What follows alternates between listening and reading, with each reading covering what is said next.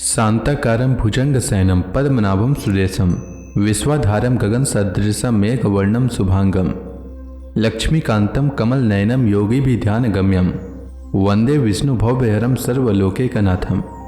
मंगलम भगवान विष्णु मंगलम गरुणध्वज मंगलम पुंडरीकाक्ष मंगलाय तनोहरि। ओम नमो भगवते वासुदेवाय।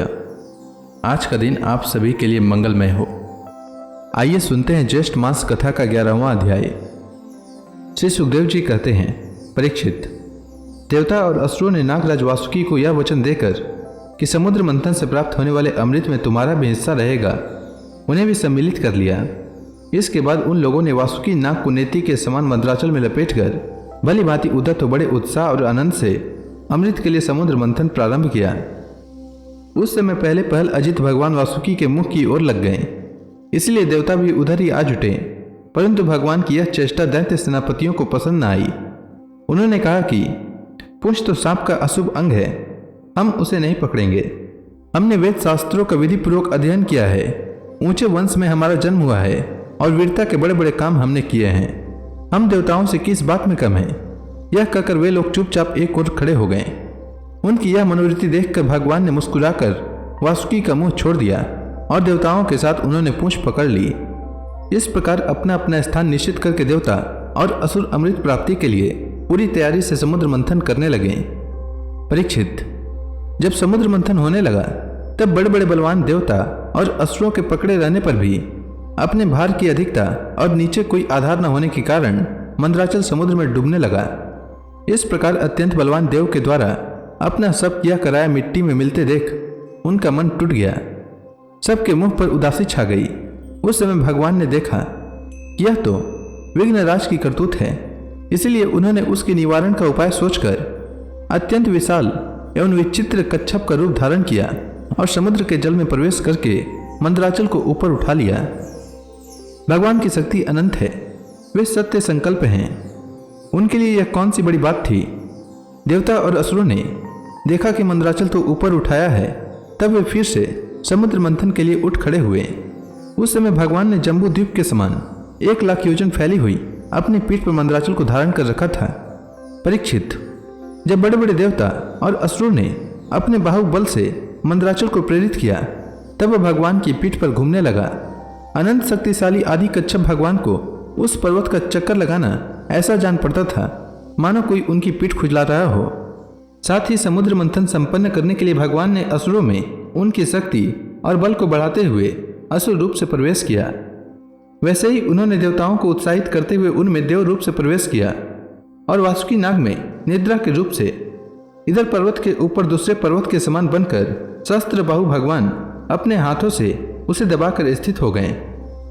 उस समय आकाश में ब्रह्मा, शंकर, इंद्र आदि उनकी स्तुति और उनके ऊपर पुष्पों की वर्षा करने लगे।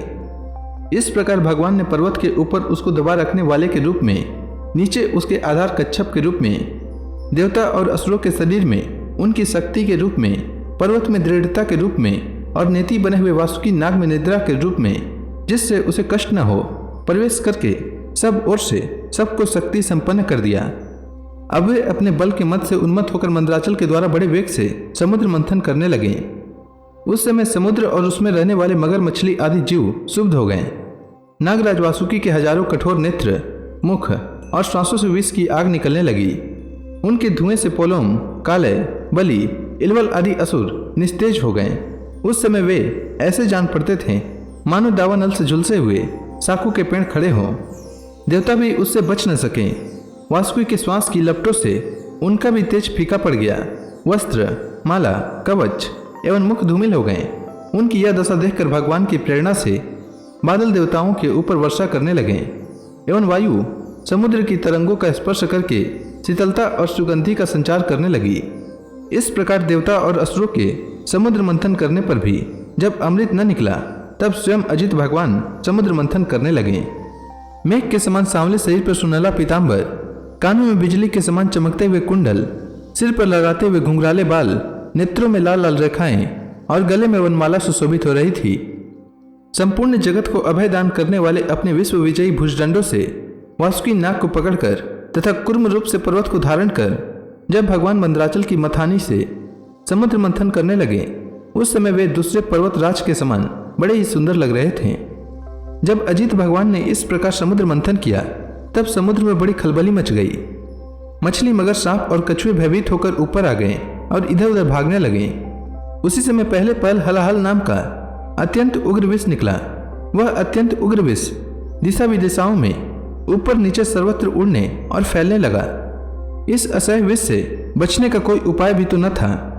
भयभीत होकर संपूर्ण प्रजा और प्रजापति किसी के द्वारा त्राण न मिलने पर भगवान सदा शिव की शरण में गए। भगवान शंकर सती जी के साथ कैलाश पर्वत पर विराजमान थे। बड़े बड़े ऋषि मुनि उनकी सेवा कर रहे थे। वे वहां तीनों लोकों के अभ्युदय और मोक्ष के लिए तपस्या कर रहे थे। प्रजापतियों ने उनका दर्शन करके उनकी स्तुति करते हुए उन्हें प्रणाम किया। प्रजापतियों ने भगवान शंकर की स्तुति की। देवताओं के आराध्य देव महादेव, आप समस्त प्राणियों के आत्मा और उनके जीवनदाता हैं। हम लोग आपकी शरण में आए हैं। त्रिलोकी को भस्म करने वाले इस उग्र विष से आप हमारी रक्षा कीजिए। सारे जगत को बांधने और मुक्त करने में एकमात्र आप ही समर्थ हैं। इसलिए विवेकी पुरुष आपकी ही आराधना करते हैं, क्योंकि आप शरणागत की पीड़ा नष्ट करने वाले एवं जगत गुरु हैं। प्रभु, अपनी गुणमयी शक्ति से इस जगत की सृष्टि, स्थिति और प्रलय करने के लिए आप अनंत एक रस होने पर भी ब्रह्मा, विष्णु, शिव आदि नाम धारण कर लेते हैं। आप स्वयं प्रकाश हैं। इसका कारण यह है कि आप परम रहस्यमय ब्रह्म तत्व हैं। जितने भी देवता, मनुष्य, पशु, पक्षी आदि सत अथवा असत चराचर प्राणी हैं, उनको जीवन दान देने वाले आप ही हैं। आपके अतिरिक्त सृष्टि भी और कुछ नहीं है, क्योंकि आप आत्मा हैं। अनेक शक्तियों के द्वारा आप ही जगत रूप में भी प्रतीत हो रहे हैं, क्योंकि आप ईश्वर हैं, सर्वसमर्थ हैं। समस्त वेद आपसे ही प्रकट हुए हैं, इसलिए आप समस्त ज्ञानों के मूल स्रोत, स्वतः सिद्ध ज्ञान हैं। आप ही जगत के आदि कारण, महतत्व और त्रिविध अहंकार हैं, एवं आप ही प्राण, इंद्रिय, पंच महाभूत तथा शब्दादि विषयों के भिन्न भिन्न स्वभाव और उनके मूल कारण हैं। आप स्वयं ही प्राणियों की वृद्धि और हांस करने वाले काल हैं, उनका कल्याण करने वाले यज्ञ हैं, एवं सत्य और मधुर वाणी हैं। धर्म भी आपका ही स्वरूप है। आप ही अ, उ, म इन तीनों अक्षरों से युक्त प्रणव हैं, अथवा त्रिगुणात्मी का प्रकृति हैं, ऐसा वेदवादी महात्मा कहते हैं। सर्वदेव स्वरूप अग्नि आपका मुख है। तीनों लोकों के अभ्युदय करने वाले शंकर, यह पृथ्वी आपका चरण कमल है। आप अखिल देव स्वरूप हैं। यह काल आपकी गति है। दिशाएं कान हैं और वरुण रसेंद्रिय हैं। आकाश नाभि है, वायु श्वास है, सूर्य नेत्र है और जल वीर्य है। आप अहंकार, नीचे ऊंचे सभी जीवों का आश्रय हैं। चंद्रमा मन है और प्रभु, स्वर्ग आपका सिर है।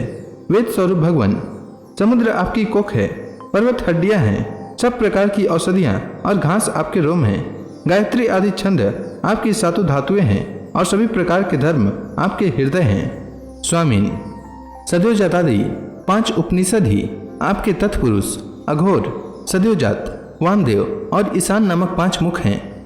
उन्हीं के पदच्छेद से 38 कलात्मक मंत्र निकले हैं। आप जब समस्त प्रपंच से उपरत होकर अपने स्वरूप में स्थित हो जाते हैं, तब उसी स्थिति का नाम होता है शिव। वास्तव में वही स्वयं प्रकाश परमार्थ तत्व है।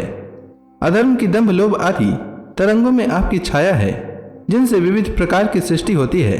वे सत्व, रज और तम आपके 3 नेत्र हैं। प्रभु, गायत्री आदि छंद रूप सनातन वेद ही आपका विचार है, क्योंकि आप ही सांख्य आदि समस्त शास्त्रों के रूप में स्थित हैं और उनके कर्ता भी हैं। भगवान, आपका परम ज्योतिर्मय स्वरूप स्वयं ब्रह्म है। उनमें न तो रजुगुण, तमोगुण एवं सत्य गुण है और न किसी प्रकार का भेदभाव ही। आपके उस स्वरूप को सारे लोकपाल, यहाँ तक कि ब्रह्मा, विष्णु और देवराज इंद्र भी नहीं जान सकते। आपने कामदेव, दक्ष की यज्ञ, त्रिपुरासुर और कालकूट विष और अनेक जीवद्रोही असुरों को नष्ट कर दिया है, परंतु यह कहने से आपकी कोई स्तुति नहीं होती, क्योंकि प्रलय के समय आपका बनाया हुआ यह विश्व आपके ही नेत्र से निकली हुई आग की चिंगारी एवं लपट से जलकर भस्म हो जाता है और आप इस प्रकार ध्यान मग्न रहते हैं कि आपको इसका पता ही नहीं चलता। जीवन मुक्त आत्माराम पुरुष अपने हृदय में आपके युगल चरणों का ध्यान करते रहते हैं तथा आप स्वयं भी निरंतर ज्ञान एवं तपस्या में ही लीन रहते हैं। फिर भी सती के साथ रहते देखकर जो आपको आसक्त एवं शमशानवासी होने के कारण उग्र अथवा निष्ठुर बतलाते हैं, वे मूर्ख आपकी लीलाओं का रहस्य भला क्या जाने। उनका वैसा करना निर्लजता से भरा है। इस कार्य और कारण रूप जगत से परे माया है और माया से भी अत्यंत परे आप हैं। इसीलिए प्रभु, आपके अनंत स्वरूप का साक्षात ज्ञान प्राप्त करने में सहसा ब्रह्मा आदि भी समर्थ नहीं होते, फिर स्तुति तो कर ही कैसे सकते हैं। ऐसी अवस्था में उनके पुत्रों के पुत्र हम लोग कह ही क्या सकते हैं। फिर भी अपनी शक्ति के अनुसार हमने आपका गुणगान किया है। हम लोग तो केवल आपके इसी लीला विहारी रूप को देख रहे हैं, आपके परम स्वरूप को हम नहीं जानते। महेश्वर, यद्यपि आपकी लीलाएं अव्यक्त है, फिर भी संसार का कल्याण करने के लिए आप व्यक्त रूप से भी रहते हैं। श्री सुखदेव जी कहते हैं, परीक्षित, प्रजा का यह संकट देखकर समस्त प्राणियों के अकारण बंधु देवाधिदेव भगवान शंकर के हृदय में कृपावश बड़ी व्यथा हुई। उन्होंने अपनी प्रिया सती से यह बात कही। तो इसी के साथ यह अध्याय समाप्त हुआ।